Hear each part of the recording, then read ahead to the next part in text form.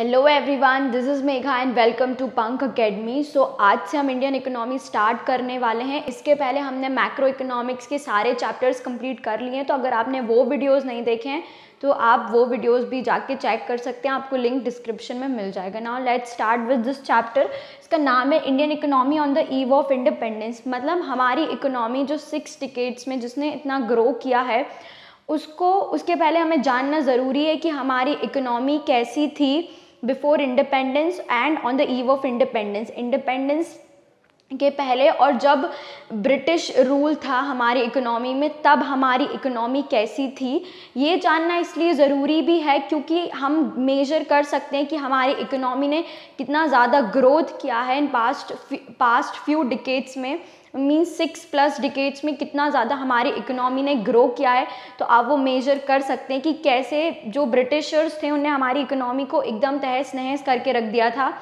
कुछ भी नहीं बचा था, पूरी तरह से एक्सप्लॉयटेशन ही चल रहा था ब्रिटिश रूल के टाइम पे हमारी इकोनॉमी में। तो अब हम जाके देख सकते हैं कि हमने means we have started from scratch और अब हम कितना आगे आ चुके हैं इकोनॉमिक चीज़ में।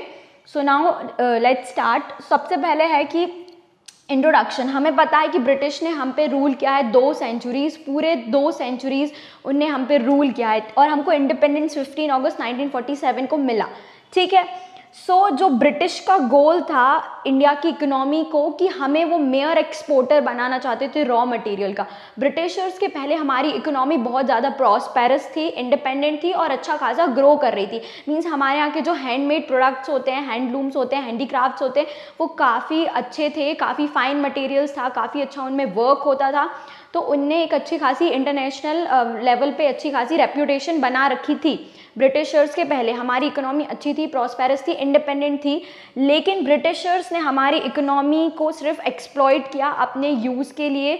उनने जो हमारी इकोनॉमी है उसको एक mayor exporter of raw material बना दिया कि हम सिर्फ रॉ मटेरियल ही एक्सपोर्ट करते थे। कॉटन हो गया, और जैसे कॉटन है तो हमारे यहाँ से कॉटन जाता था ब्रिटिश, और ब्रिटिश से फिर वो हमें हमारी ही चीज़, हमसे ही हमारा रॉ मटेरियल लेके हमें ही वो चीज़ बना के वापस भेजते थे डबल प्राइजेज़ में, और हमको सिर्फ उनने रॉ मटेरियल का ही एक्सपोर्टर बना दिया।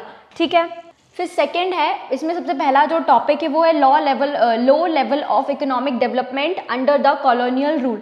जो कॉलोनियल रूल था, ब्रिटिश रूल था, उसके अंदर जो डेवलपमेंट था वो बहुत ही लो लेवल डेवलपमेंट था, मतलब ना कुछ था ही नहीं।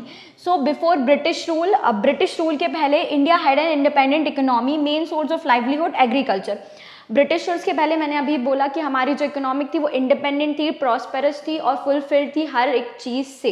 हमारे यहाँ एम्प्लॉयमेंट भी अच्छी थी, लोग अपना काम करते थे। एग्रीकल्चर, हाँ, 85% ऑफ द पीपल, हमारे ब्रिटिश रूल पे 85% of the people were dependent on agriculture. उनका मेन सोर्स एग्रीकल्चर था। अभी भी हमारी इकोनॉमी में ज़्यादातर लोग एग्रीकल्चर में ही इन्वॉल्व हैं अभी भी, और उस टाइम पे ये रेशियो बहुत ही ज़्यादा था, मतलब 85% था।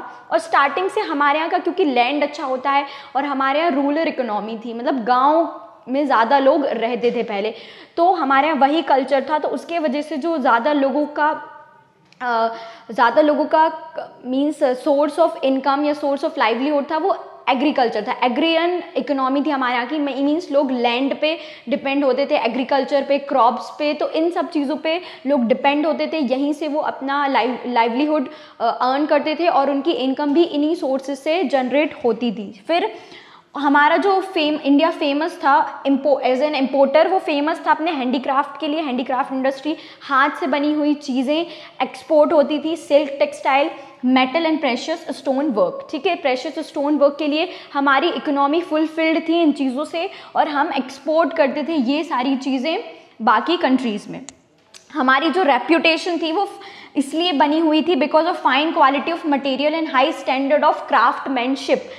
Fine quality of material and high standard of craftsmanship की वजह से हमारी जो रेप्यूटेशन थी वो अच्छी खासी थी इंटरनेशनल मार्केट में। Then policies pursued by colonial government. अब कॉलोनियल गवर्नमेंट ने ऐसी कौन कौन सी पॉलिसीज परस्यूट की जिसके वजह से हमारी इकोनॉमी एकदम एक्सप्लॉइट हो गई और एकदम नीचे गिर गई। तो उनने पॉलिसी जो परस्यूट की थी वो थी प्रोटेक्शन एंड प्रमोशन पॉलिसी। ये 1 मार्कर में क्वेश्चन ज़रूर आ सकता है कि which policy were pursued by colonial government. So the answer is protection and promotion policy, एक सिंपल वर्ड का। सो उनने प्रोटेक्शन एंड प्रमोशन पॉलिसी, किसको प्रोटेक्ट करना है? अपने होमलैंड को, ब्रिटेन को, अपने होमलैंड को प्रोटेक्ट करना है एंड प्रमोट करना है। उनको हमारे इंडिया से कुछ लेना देना नहीं था, उन्हें हमें सिर्फ एक यूज़ किया अपनी कंट्री को प्रोटेक्ट करने के लिए, प्रमोट करने के लिए और उसकी रेप्यूटेशन बनाने के लिए। सो इसका एंड रिजल्ट था, अब उनकी पॉलिसी थी protection and promotion of their home country. अब इसके एंड रिजल्ट्स ये रहे कि इंडिया है वो एक major exporter of raw material बन के रह गया। और सेकेंड इज कि हम consumer of finish good, means हमसे ही हमारे रॉ मटेरियल लेके हमें फिनिश गुड दे रहे हैं। तो हम डिपेंडेंट हो गए फिनिश्ड गुड कि वहाँ से फिनिश्ड गुड आएंगे तब जाके हम यूज़ करेंगे, और रॉ मटेरियल हमारे ले जा रहे हैं और हमको ही बना के दे रहे हैं। क्योंकि अगर वो हमारे रॉ मटेरियल लेके हमारे यहाँ इंडस्ट्री बनाते और यहीं से वो एक्सपोर्ट करते रेस्ट ऑफ द वर्ल्ड में, तो ऑब्वियसली हमारी जीडीपी बढ़ती, हमारी इकोनॉमी प्रॉस्पर करती। लेकिन वो ये चाहते ही नहीं थे, उनका मेन गोल इंडिया था ही नहीं, उनका मेन गोल ब्रिटेन ही था। इसलिए उनने हमको एक रॉ मटेरियल बना दिया, source of raw material, also हमें एक डिपेंडेंट बना दिया to finish good. Then some individual economist to measure national income of India, और ब्रिटिश ने कभी कोई अटेम्प्ट नहीं लिया इंडिया की नेशनल इनकम या इनकम को मेजर करने का। तो कुछ इकोनॉमिस्ट आए सामने जिनने नेशनल इनकम मेजर करी और जो एक सिग्निफिकेंट रोल प्ले करते हैं फर्स्ट इनिशिएटिव लेने में, फर्स्ट इनिशिएटिव लिया जिनने to measure national income of India. तो इनमें सबसे पहले Dadabhai Naoroji, William Digby, Findlay Shirras, RC Desai and VK RV Rao. और जो राव थे his estimate considered very significant, और इनके एस्टिमेट्स बहुत ही इंपॉर्टेंट माने जाते हैं वीके आरवी राव के। Okay, so these were the economist, इनके नाम जानना आपको इंपॉर्टेंट है क्योंकि इनने इनिशिएटिव लिया to measure national income of India. Okay, so Dadabhai Naoroji, William Digby, Findlay Shirras, RC Desai and VK RV Rao. Next we have is agriculture sector. अब हमारे में एक पूरा टॉपिक है एग्रीकल्चर सेक्टर। एग्रीकल्चर सेक्टर हम बार बार इंडियन इकोनॉमी में पढ़ते हैं क्योंकि agriculture sector before British rule and even अभी तक बहुत ज़्यादा इंपॉर्टेंट रोल प्ले करता है इंडिया की इकोनॉमी में। सो जो हमारी इकोनॉमी है that is agrarian economy. Agrarian मतलब लैंड और फार्मिंग पे पूरी डिपेंडेंट है। अभी 70% है, पहले इट वॉज 85%। ठीक है, सो 85% lived in villages and derived livelihood from it. 85% of the people lived in villages, सिर्फ गांव में रहते थे। सिर्फ 15% आप मानो सिटीज़ में रहते हैं, बाकी जितनी पॉपुलेशन है दे लिव्ड इन विलेजेस, और वहीं उनका लाइवलीहुड का सोर्स था। एग्रीकल्चर, फार्मिंग, लैंड, ये सारी चीज़ें ही उनके लाइवलीहुड का सोर्स था। अब हमारा एग्रीकल्चर सेक्टर था, अच्छा सेक्टर था, प्रॉस्पेरस सेक्टर था, लोग अपना कर रहे थे, कमा रहे थे, खा रहे थे। ठीक है, लेकिन नहीं, ब्रिटिशर्स को ये नहीं मंजूर हुआ, उनको इसमें भी बहुत दिक्कत होने लगी। तो उनने हमारे एग्रीकल्चर सेक्टर को स्टैग्नेशन एंड डिटोरिएशन कर दिया। मीन्स उस टाइम पे at the time of British rule हमारा agriculture sector stagnation and deterioration face कर रहा था। Stagnation means no growth for a longer period of time, means बहुत ही लंबे समय से कोई भी ग्रोथ का नामो निशान नहीं था हमारी इकोनॉमी में। डिटोरिएशन मीन्स डेप्रिसिएशन, हमारा एग्रीकल्चर सेक्टर पूरा डेप्रिशिएट हो रखा था। और इसके कॉजेज़ क्या थे, अब कॉजेज़ देखते हैं। सबसे पहला ज़मींदारी सिस्टम इम्प्लीमेंटेड इन बंगाल। जो ब्रिटिशर्स थे उन्होंने ज़मींदारी सिस्टम इंट्रोड्यूस कर दिया, और सबसे पहले इन्होंने इंट्रोड्यूस किया बंगाल में। बंगाल उस टाइम बहुत बड़ा एरिया था जो इंक्लूड करता था बांग्लादेश, ईस्ट स्टेट्स जो हैं उनमें पूरा बंगाल, उसमें सबसे पहले इनने ज़मींदारी सिस्टम को इम्प्लीमेंट किया। तो ज़मींदारी सिस्टम में इनने एक ज़मींदार बना दिया हर एक एरिया का, जो कि फार्मर्स से प्रॉफिट कलेक्ट करता था। मींस फार्मर जो भी रेवेन्यू अर्न कर रहे हैं उससे कुछ परसेंट इनको दो आप। तो बहुत बारी ऐसा होता है कि फार्मर्स प्रॉफिट अर्न नहीं कर पा रहे हैं, रेवेन्यू उनको कुछ हो ही नहीं रहा है, फिर भी जो ज़मींदार थे उनमें सिंपैथी नाम की कोई चीज़ नहीं थी। उनको मतलब नहीं था कि फार्मर्स को प्रॉफिट हो रहा है या वो रेवेन्यू उनको मिल भी रहा है या नहीं मिल रहा है, उनको इससे कोई मतलब नहीं था। उनको सिर्फ उनसे रेवेन्यू कलेक्ट करना था, प्रॉफिट कलेक्ट करना था। और जो फार्मर्स प्रॉफिट और रेवेन्यू देने में फेल हो जाते थे तो उनसे उनके लैंड छीन लिए जाते थे, उनके कुछ भी जो एसेट्स थे वो ऑक्यूपाई कर लेते थे। और अगर ज़मींदार फेल हो जाते थे प्रॉफिट अर्न करने में, प्रॉफिट फार्मर से कलेक्ट करने में, तो ब्रिटिशर्स उनसे सारे उनके अधिकार ले लेते थे। किससे? ज़मींदार से। तो ज़मींदार सिर्फ एक्सप्लॉयटेशन करते थे फार्मर्स का, कि अगर फार्मर्स को प्रॉफिट हुआ, रेवेन्यू ने अर्न किया, नहीं किया, उनको मतलब नहीं था। They take all of their profit, और फिर उनके पास कुछ ज़्यादा बचता ही नहीं था। अगर मान लो उनने 100 रुपये का प्रॉफिट अर्न किया तो उसमें 50% ज़मींदार को देना है, तो अब उनके पास बचा क्या? उनकी सारी मेहनत ज़मींदार क्यों उनसे ये सारी चीज़ें ले रहे हैं, ठीक है। सो इसके वजह, और second is low level of technology. Technology भी उस टाइम पे बहुत ही लो थी। ब्रिटिशर्स माने जाते हैं that they are very advance people, technology काफ़ी थी उनके उस टाइम पे, लेकिन उनने हमारे लोगों को फैमिलियर कराया ही नहीं टेक्नोलॉजी से। लैक ऑफ इरीगेशन फैसिलिटीज़ बहुत कम थी। अगर बारिश आ रही है तो अच्छी फसल होगी, बारिश नहीं आ रही तो फसल नहीं होगी। सो हमारा पूरा मानसून पे डिपेंडेंट था एग्रीकल्चर। नेग्लिजेंस ऑफ फर्टिलाइजर्स तो थे ही नहीं हमारे इकोनॉमी में। ये तो ग्रीन रेवोल्यूशन के टाइम पे HYV सीड्स का इंट्रोडक्शन हुआ। फिर है commercialisation of agriculture, means agriculture का कमर्शियलाइजेशन होने लगा। लोगों ने शिफ्ट कर लिया क्रॉप्स को, मीन्स पहले वो व्हीट राइस उगाते थे और उसके बाद कुछ परसेंटेज वो खुद अपनी पहले फैमिली को खुद कंज्यूम करते थे और फिर उसका कुछ परसेंटेज मार्केट में जाके बेच देते थे। लेकिन फिर क्योंकि उनको उसमें प्रॉफिट नहीं हो रहा था, इसलिए उन्हें कैश क्रॉप्स उगाना स्टार्ट कर दिया, मीन्स कॉटन, जूट, ये सारी चीज़ उन्होंने ग्रो करना स्टार्ट कर दी। इसके डिसएडवांटेजेस ये रहे कि जो पुअर फार्मर्स थे वो अफोर्ड नहीं कर पाए इस चीज़ को, और जो रिच फार्मर्स थे सिर्फ वही इससे बेनिफिट ले रहे थे, क्योंकि सबसे पहले तो आपको इन्वेस्टमेंट करनी पड़ती है इन क्रॉप्स में, और जो पुअर फार्मर्स हैं वो अफोर्ड नहीं कर सकते इन्वेस्ट करना इन सब चीज़ों में, इसलिए उनका तो हर तरह से नुकसान ही होता था। फिर है हमारा इंडस्ट्रियल सेक्टर। तो एग्रीकल्चर सेक्टर हमने देखा कि एग्रीकल्चर सेक्टर कैसे एक्सप्लॉइट हुआ, स्टैग्नेशन एंड डिटोरिएशन पूरी तरीके से, और इसके कॉजेज थे zamindari system, lack of technology, lack of irrigation facilities, negligible use of fertilisers, commercialisation of agriculture. तो ये सारे कॉजेज रहे हमारे एग्रीकल्चर को इतना ज़्यादा एक्सप्लॉयटेशन फेस करना पड़े बिकॉज ऑफ दीज रीजन्स, ठीक है। Now let's study industrial sector. So हमको मालूम है कि एग्रीकल्चर के बाद हमारा जो मेन सोर्स था वो इंडस्ट्रियल सेक्टर था। जितने भी बचे खुचे लोग थे हमारे, वो इंडस्ट्रियल सेक्टर पे डिपेंडेंट थे ब्रिटिश रूल के टाइम पे। अब इंडस्ट्रियल सेक्टर में हमारे पास इंडस्ट्रीज़ कुछ भारी भरकम इंडस्ट्रीज़ नहीं थी कि आयरन स्टील हो गई या सीमेंट इंडस्ट्री, ऐसी कोई इंडस्ट्री नहीं थी। हमारे पास वही हैंडलूम इंडस्ट्रीज़ थी कि खुद से हैंडलूम्स पे काम करते थे, हैंडमेड प्रोडक्ट्स बनाते थे और एक्सपोर्ट करते थे, तो वही चीज़ें हमारे पास थी।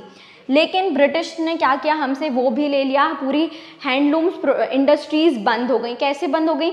ब्रिटिशर्स ने चीप गुड्स प्रोड्यूस करना स्टार्ट कर दिया, क्योंकि उनके पास मशीन्स थी, तो मशीन से जो गुड्स प्रोड्यूस होते हैं वो चीप गुड्स होते हैं, और मार्केट में उनको इंपोर्ट करना स्टार्ट कर दिया। अब वो इंपोर्ट हुए तो जो डिमांड थी हैंडलूम्स प्रोडक्ट की वो फॉल हो गई, क्योंकि हैंडलूम्स प्रोडक्ट थोड़े से एक्सपेंसिव होते हैं, क्योंकि उनको बनने में ज़्यादा मेहनत लगती है।